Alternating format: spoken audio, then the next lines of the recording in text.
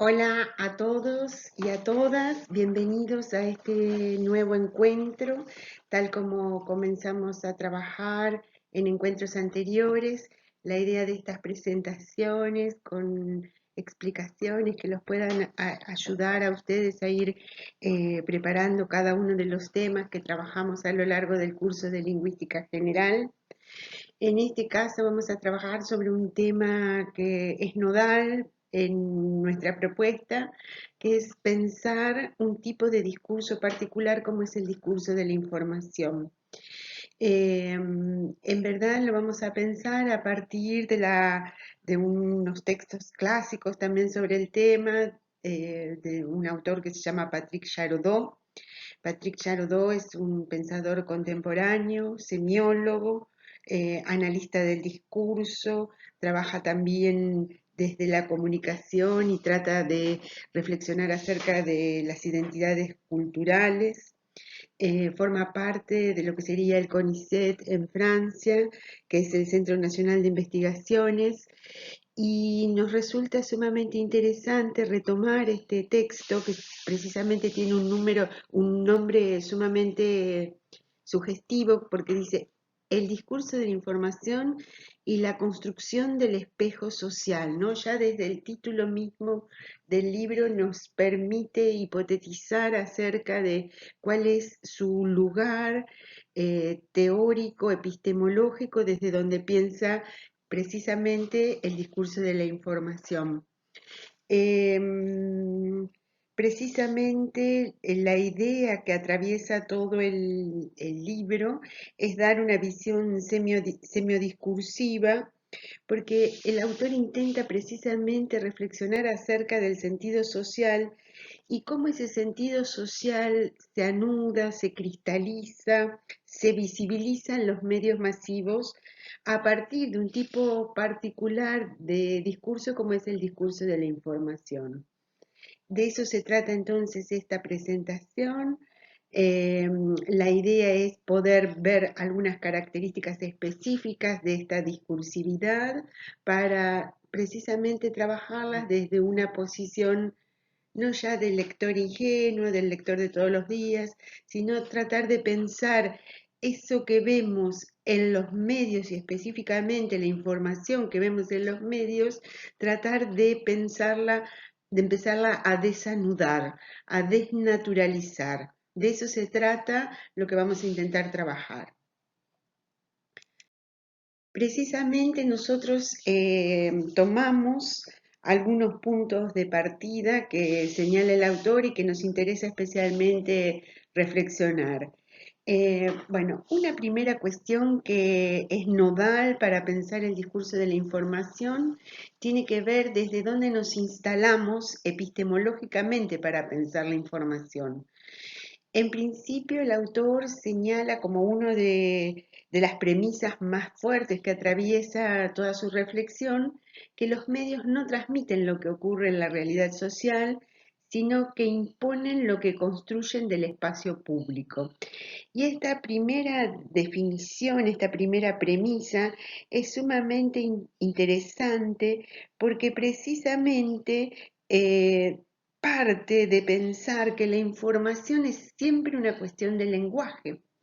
Y por lo tanto, precisamente, este lenguaje no solamente es verbal, sino que también puede ser icónico, puede ser sonoro, y precisamente entonces la idea que permea a lo largo de todo el texto es dar cuenta de cómo se van imponiendo esos espacios públicos, cómo se van resignificando a partir de lo que dice la información. Otra de las premisas sobre las cuales nosotros trabajamos y partimos es que la idea es analizar, desnaturalizar al discurso de la información desde una visión discursiva. ¿Qué significa esto? Que en verdad el discurso de la información es un discurso que aparece de manera inmediata frente a nuestra capacidad de análisis, pero nosotros privilegiamos un lugar en particular, ¿no? Es decir, la información que circula en los medios podría ser estudiada desde distintos lugares, pero nosotros privilegiamos uno de esos lugares que es un lugar de tipo discursivo. Sobre eso es sobre lo que vamos a trabajar de ahora en más y que, bueno, que en verdad venimos trabajando en las distintas propuestas de los trabajos prácticos, pero también en la reflexión sobre el carácter comunicativo del lenguaje, ¿no? Es decir, que es una visión, este giro discursivo da cuenta de un espacio diferente desde donde pensar las formaciones discursivas. Y por otro lado, una cuestión que a lo largo de todo el desarrollo de la cursada, pero especialmente en este espacio en particular, tratamos de pensar en qué medida o cuál es la relación que existe entre la información que aparece en los medios, y la impronta que deja en nuestra propia subjetividad. Es decir, de qué manera eso que dicen en el espacio público, especialmente en el espacio mediático, de alguna manera interfiere, condiciona, resignifica, nos hace temer, nos hace angustiar, es decir, nos hace expresar distintos sentimientos, y en qué medida eso incide en nuestra propia subjetividad. Nada, pensemos un ejemplo que estamos atravesando todos. En verdad, a propósito del COVID, las imágenes permanentes que nosotros tenemos sobre este fenómeno, es decir, es un virus invisible, que la única manera que nosotros tenemos de conocer eso que está pasando es a través de los medios, ¿no? Los medios y las redes, es decir, que nosotros no tenemos una experiencia directa con ese fenómeno. Sin embargo, a partir de eso que aparece en los medios, estamos percibiendo, por ejemplo, los riesgos, estamos percibiendo los miedos, estamos percibiendo las amenazas. En ese sentido, pensamos en qué medida la información orada nuestra propia subjetividad, ¿no? Nos atraviesa. Todos estamos expuestos a lo que es el discurso de la información. Seguramente en estos días hemos visto en los medios el tratamiento que se hace de esa información y cómo la población, no solamente la población de Argentina, sino que la población mundial está absolutamente atravesada por, por esas intencionalidades que de alguna manera plantean los medios. Bueno, de eso se trata lo que intentamos hacer a lo largo de esta clase en particular, pero en verdad de toda la cursada, de tratar de desarmar, desnaturalizar. Bueno, vamos a ver algunas cuestiones. Bien, una de las primeras cuestiones que plantea el autor que nosotros trabajamos, que es Yarodó, es que precisamente la información es básica y fundamentalmente un problema de lenguaje. Esta definición es una definición de tipo semiológica, por eso adquiere importancia decisiva en nuestros tratamientos, porque precisamente lo que está planteando es la idea de que eh, que esa noción que nosotros tenemos de información, a través de pensarla o a partir de pensarla desde una posición de tipo semiológica, desestima una visión ingenua acerca de la información. Yo acá en este punto, generalmente en la clase presencial, le pregunto a mis estudiantes, por ejemplo, bueno, ¿qué es la información para ustedes, no? Y generalmente la respuesta que aparece en esos intercambios es una respuesta bastante sencilla desde el sentido común, ¿no? Es decir, informar es contarle al otro algo que no sabe. Es lo que todos, de alguna manera, desde el sentido común, suponemos o creemos que es la información. Sin embargo, esa definición de información es un modelo ingenuo para pensar eso, ¿no? ¿Por qué decimos que es un modelo ingenuo?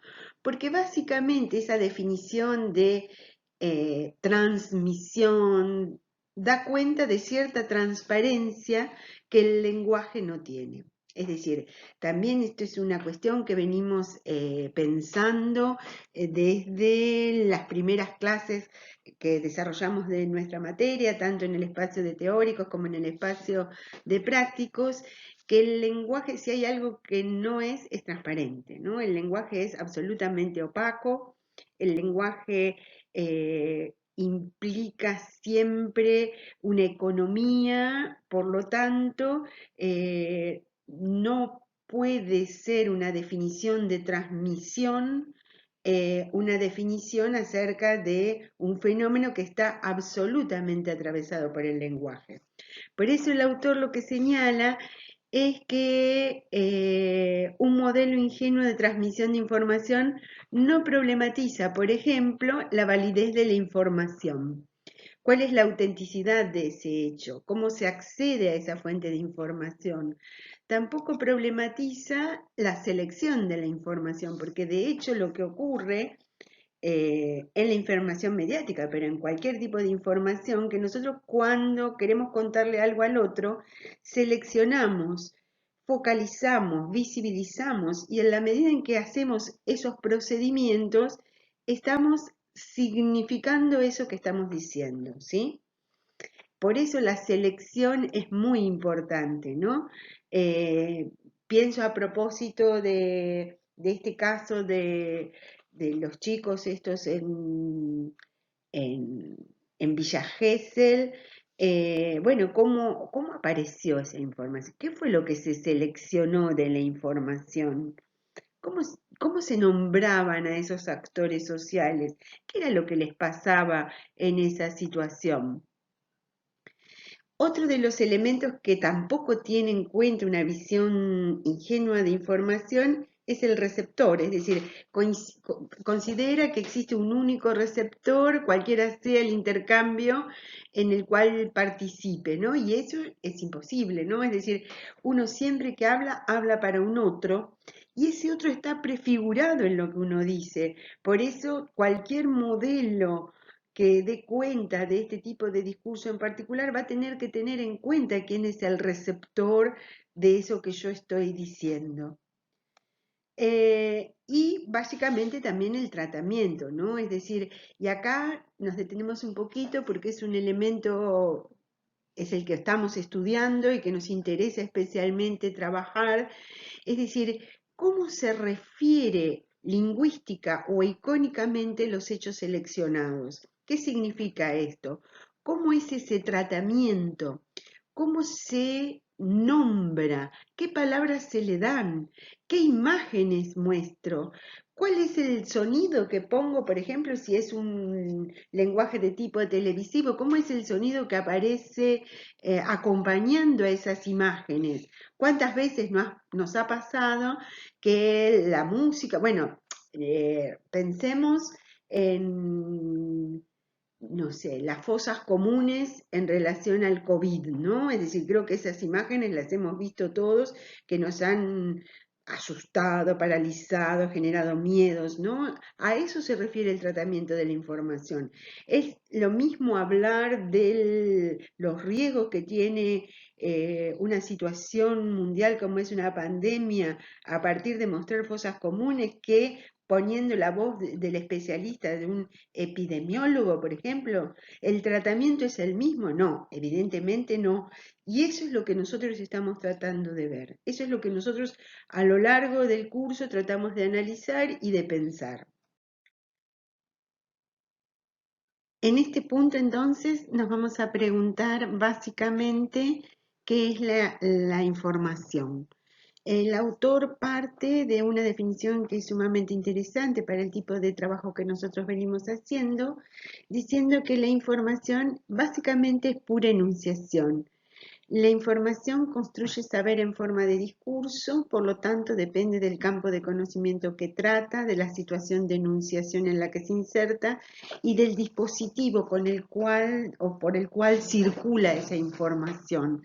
Es decir, pensemos, este tipo de definir la información como enunciación, es decir, como un decir, ¿no? Es decir, enunciar es eso, enunciar es tomar el aparato formal y utilizarlo. Enunciar es hablar, ¿sí? Es decir, que entonces cuando el autor cambia esa visión tradicional de la información como una transmisión de conocimientos y dice que la información es pura enunciación, ya lo empezamos a pensar desde un lugar totalmente diferente. Y además dice que construye saber en forma de discurso. Por lo tanto, es fundamental el campo disciplinar desde donde se habla, es fundamental la situación de enunciación, ¿no? Es un medio masivo, es un medio de un órgano, por ejemplo, político, es una radio comunitaria o es una radio masiva. La condición de situación de enunciación va a ser fundamental y además el dispositivo circula en las redes, circula solamente en estos medios masivos, es decir, que todos esos elementos que nosotros los vamos a ir, como yo hago esto, ¿no? Como desgranando, desarmando, eso es el análisis, desarmar, ¿no? Son los elementos que nos van a permitir reconstruir el sentido de cualquier pieza que yo intente analizar. Otra de las cuestiones que es básica para entender la información es que informar, hablar, comunicar es siempre una elección.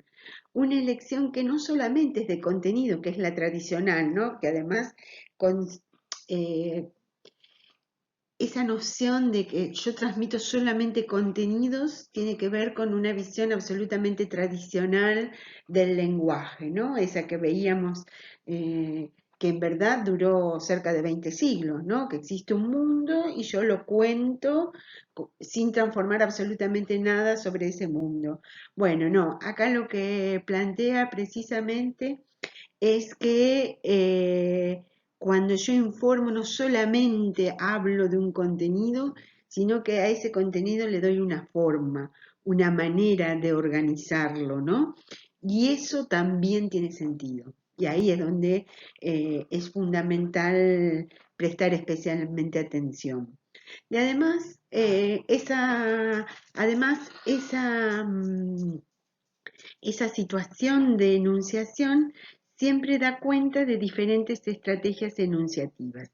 El informador está siempre involucrado, por eso es imposible pensar en una información absolutamente objetiva.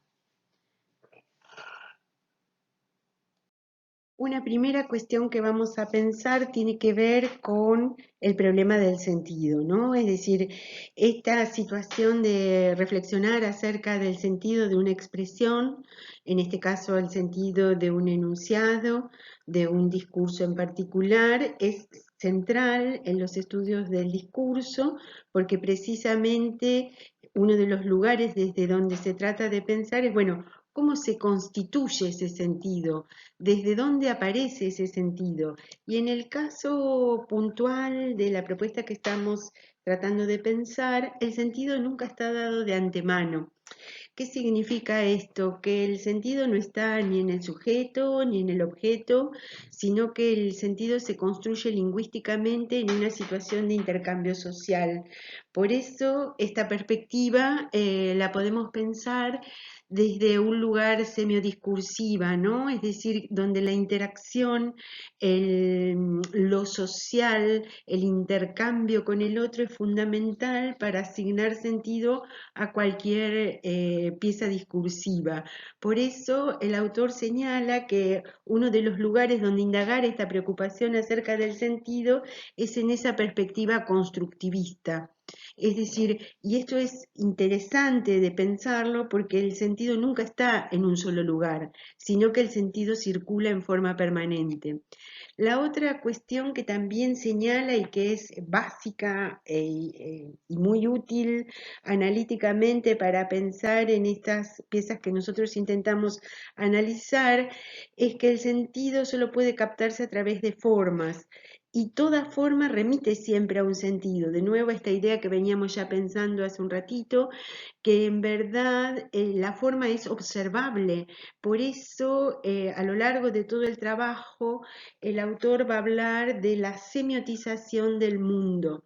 Es decir, acá lo que es interesante para pensar es que nosotros eh, lo que vemos, lo que leemos, lo que escuchamos a través de ese discurso mediático y especialmente el discurso de la información, no tenemos una experiencia de lo real, ¿no? Es decir, no tenemos una experiencia del fenómeno, de la acción, del evento, sino que lo que tenemos es básicamente discursos, ¿sí? Es decir, que nosotros uno de los lugares a partir de donde conocemos el mundo es a partir de esos dichos, ¿no? Dichos en sentido bien amplio, no solamente desde lo lingüístico, como venimos señalando, sino también desde lo icónico, desde lo audiovisual, desde situaciones de complejización, de enunciación, como puede ser, por ejemplo, la página web, ¿no? Es decir, que en verdad ese sentido da cuenta de precisamente esto de cuando yo nombro un hecho, cuando yo hablo acerca de un hecho, cuando muestro una imagen, siempre lo estoy semiotizando. Semiotizar significa dándole significado. En otros términos, es decir, nunca es transparente, nunca es inmediato el sentido, sino que está en ese fluir constante que atraviesa cualquier relación entre un objeto como es el discurso y un sujeto que es el que interpreta. Y finalmente, y esto también es muy interesante para pensarlo teórica y metodológicamente, el sentido se construye siempre en un doble proceso. Un proceso que implica, por un lado, una transformación entre lo que va a ser un acontecimiento bruto y un acontecimiento significado, y un proceso de transacción, es decir, un proceso que le da un significado psicosocial a esa pieza discursiva que yo estoy entendiendo, analizando, leyendo, ¿no? Es decir, esta idea de semiotizar tiene que ver con una idea amplia de lectura del mundo que significa eso. Cuando yo nombro, cuando yo hablo acerca de un determinado evento, hecho, situación, fenómeno, lo estoy interpretando. Precisamente entonces vamos a tratar de pensar en este primer proceso del cual habla el autor, que es ese proceso de transformación, que básicamente es, ¿por qué habla de transformación? Porque lo que intenta dar cuenta es cómo se convierte un mundo por significar en un mundo significado. Y esa conversión, esa transformación, ese cambio se da básicamente a partir de distintas categorías, que son ni más ni menos que las categorías que nosotros vamos a revisar en cada una de estas piezas que eventualmente sometemos al análisis, ¿no? Es decir, ¿dónde se da la transformación? Precisamente cuando se identifican a los seres del mundo, es decir, cuando se los nombra. La primera cuestión o una de las primeras cuestiones que nosotros nos tenemos que hacer cuando hacemos análisis de este tipo es preguntar, bueno, ¿Cómo se nombran a esos actores sociales? ¿Cómo se nombran a esos participantes de una determinada acción? ¿Sí? Em, ¿A qué se refiere? No sé, en función de, por ejemplo, los distintos casos que estamos trabajando. ¿Quiénes son los que participan? ¿Sí? ¿Cómo los nombran discursivamente en cada uno de esos textos? Otra de las categorías sumamente interesantes para trabajar desde esta perspectiva tiene que ver con, bueno, cómo se califican a esos seres del mundo, cómo se califican a esos actores sociales. ¿Qué tipos de atributos se le dan a esos actores sociales? ¿Sí? ¿Cómo se los muestra, no? Porque cuando vos los mostrás, los estás calificando. Pienso, por ejemplo, en las imágenes que aparecen a propósito de escenas de femicidio, ¿no? Es decir, bueno, ¿cómo aparece la víctima y cómo aparece el victimario? Generalmente cuando las víctimas somos mujeres, aparecen o con ropa interior o en malla o en una situación eh, de fiesta, de enfiestadas, ¿no? Es decir, como que esa manera de nombrar, de mostrar, de plasmar a partir de un determinado tipo de discurso, también está dando cuenta acerca del sentido, ¿sí? Pensemos las distintas maneras de mostrar los medios, por ejemplo, a los jóvenes de determinados sectores, ¿no? Cómo aparecen precisamente calificados, mostrados, etcétera. Y no solamente cómo se los califica, sino que también en este proceso de transformación es esencial cómo se narra el mundo, cómo se cuenta lo que se cuenta. Es decir, que acá también aparece esta idea de que el contar no es es decir, la definición tradicional de narración es que narrar es dar cuenta de una sucesión de hechos. Bueno, pero en ese narrar, en esa manera de narrar, también muchas veces lo que estoy haciendo es dando cuenta de diferentes sentidos.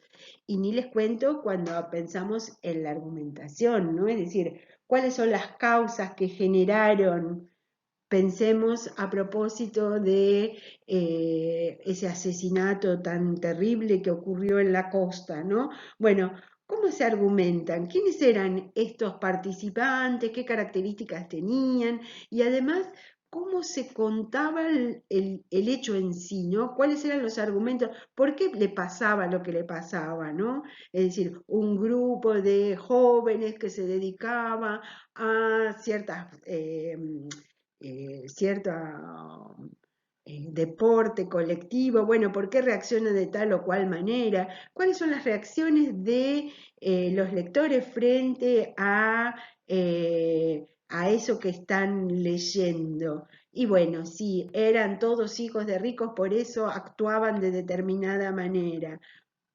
No sé, como formas de ir pensando esos argumentos. Y además, ¿cómo se evalúan a esos seres, a esas acciones? ¿Qué tipo de descripciones se hacen de esos actores sociales, de esos eventos, de esas situaciones en las que van participando? Precisamente entonces tener en cuenta todas estas categorías que acabamos de describir nos permiten, en verdad le permiten al autor arriesgar otra definición acerca de la información. No ya en el sentido este que habíamos hablado de informar como transmitir un saber que el otro no tiene, sino que el acto de informar es básicamente un proceso que implica describir, es decir, identificar, calificar hechos, contar, describir acontecimientos y explicar motivos de esos hechos y acontecimientos. Es decir, que la información, de nuevo, nunca es transparente, sino que de acuerdo a cuáles sean esos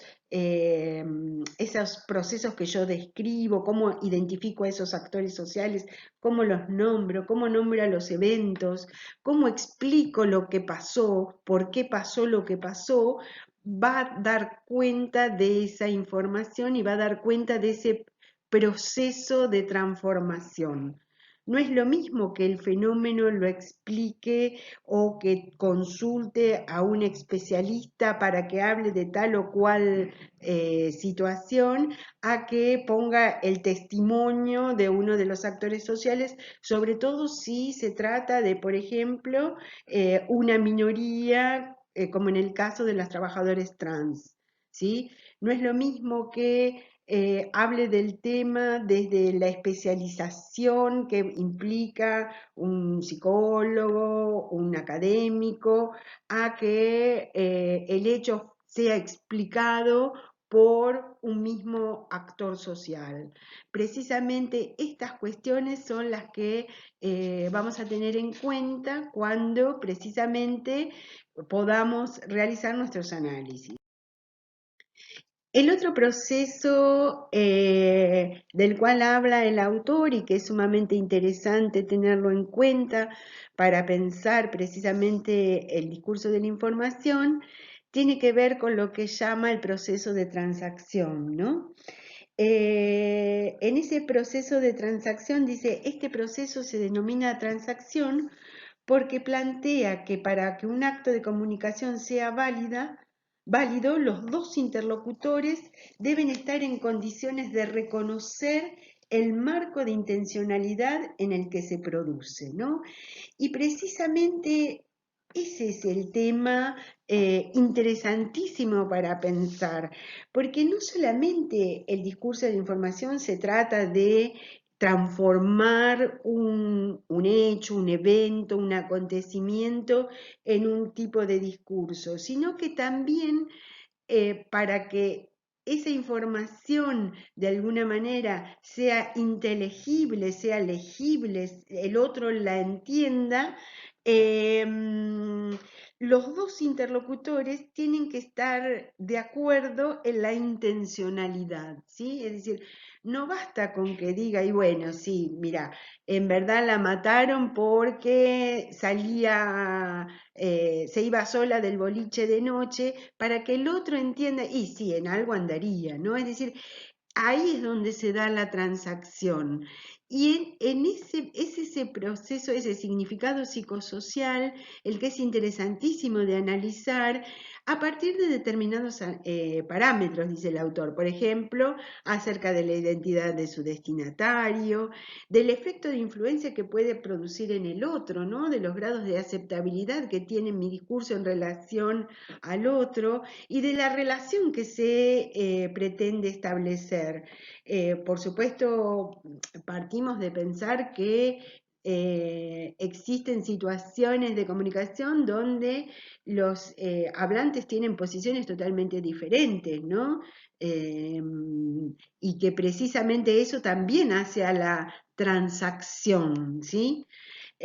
Por lo tanto, este proceso de transacción también refuerza esa idea que ninguna información es neutral, ya que transparente, ya que es un acto de transacción, es decir, el otro tiene que asignarle un sentido para que eso que yo digo tenga cierta aceptabilidad. Y eso es lo interesante de pensar. Bueno, yo puedo decir cualquier cosa, ¿no? Pero que el otro lo acepte, que el otro lo identifique, ¿no? Pensemos en el caso de, a propósito del COVID, todo lo que significan las fake news, ¿no? Es decir, cómo los relatos, no sé, recuerdo no hace mucho, teóricamente era el relato de una de una médica del Malbrán que daba una serie de recomendaciones y cómo eso se viralizó y se creyó que en verdad eso que decía era de tal o cual manera. Bueno, ahí tiene que haber un proceso de transacción. Ahí es donde esto que dice a nivel teórico, ¿no?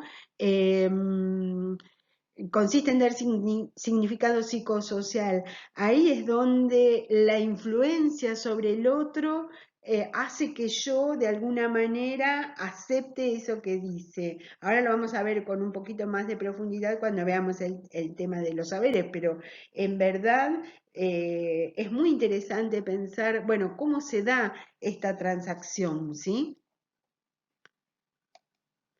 Por lo tanto, el acto de informar, dice el autor, es un proceso de transacción en el cual el objeto de intercambio que circula entre los participantes es algún saber que uno de ellos posee y el otro no, y que uno es el encargado de transmitirlo y se supone que el otro recibe, comprende e interpreta al mismo tiempo que experimenta una modificación en su estado de conocimiento, ¿no? Es decir, bueno, eso que no sabía, lo sé ahora, ¿no? Es decir, nada, pensemos en esta falsa dicotomía entre mantener la, mm, la cuarentena o no, que en verdad sería una falsa dicotomía entre la economía y la salud.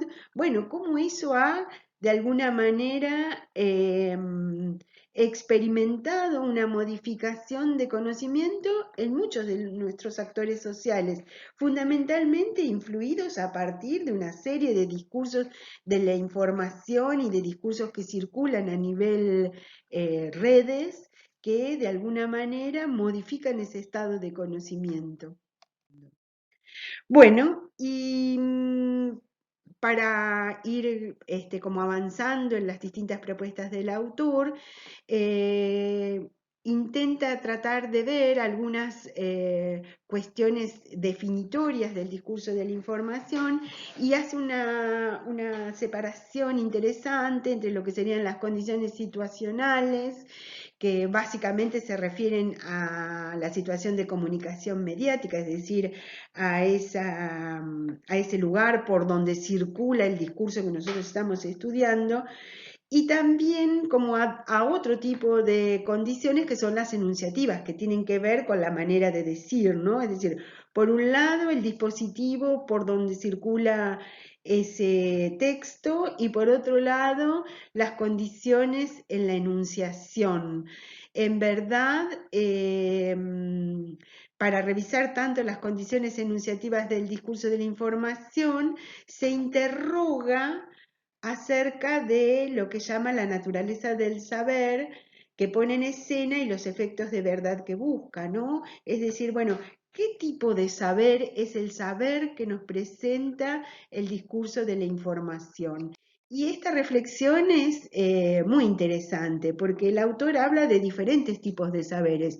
Un tipo de saber que es el saber de conocimiento, ¿no? Que sería algo así como una representación racional, una representación que tiene que ver con determinados datos empíricos, determinados datos científicos, técnicos, que dan cuenta precisamente de algo que podría ser una información objetiva, ¿no? Es decir, pensemos, por ejemplo, en todo lo que son las cifras, bueno, a propósito de todo el tema de la pandemia, en forma permanente ese saber de conocimiento se sustenta en datos duros, ¿no? Lo que se llaman datos duros, en determinada observación de datos empíricos, como son las encuestas.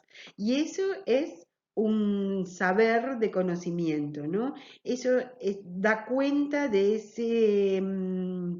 esa visión como, bueno, por acá pasa lo objetivo de alguna manera. El otro tipo de saber que el autor también plantea como interesante para dar cuenta de las características específicas de este tipo, de esta discursividad, tiene que ver con el saber de creencia, ¿no? Los saberes de creencia, dice el autor, son los resultantes de la actividad humana que se ocupa de comentar el mundo, es decir, de hacer que el mundo no exista por sí mismo, sino a través de la mirada subjetiva que el sujeto le dedica. No se trata de volver inteligible el mundo, sino de la evaluación de su pertenencia y de la apreciación de los efectos que ejerce sobre el hombre y sus normas de vida. Es interesante esta definición que da acerca de ese saber de creencia, porque da cuenta precisamente de la subjetividad que implica una creencia, ¿no? Es decir, del grado ese de evaluación que de alguna manera establece el sujeto en función de ese saber.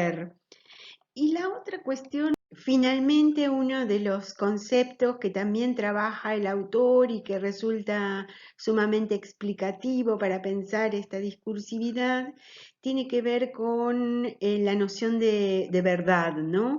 Y entonces ahí el autor distingue entre lo que es el valor de verdad y lo que es el efecto de verdad, ¿no? Y cómo en el discurso de la información estas dos categorías están ampliamente explotadas, ¿no? Es decir, porque cada tipo de discurso modula sus efectos de verdad. En el discurso de la información, por ejemplo, uno de los lugares desde donde se instaura ese efecto de verdad tiene que ver con los motivos para transmitir una información, con la identidad de quien proporciona la información y con las pruebas, ¿no? Es decir, de nuevo, esto que pensábamos hace un ratito, ¿no? Es decir, no es lo mismo que lo que yo estoy diciendo también sea dicho por un especialista a que lo diga uno de los actores sociales que participaron de ese hecho.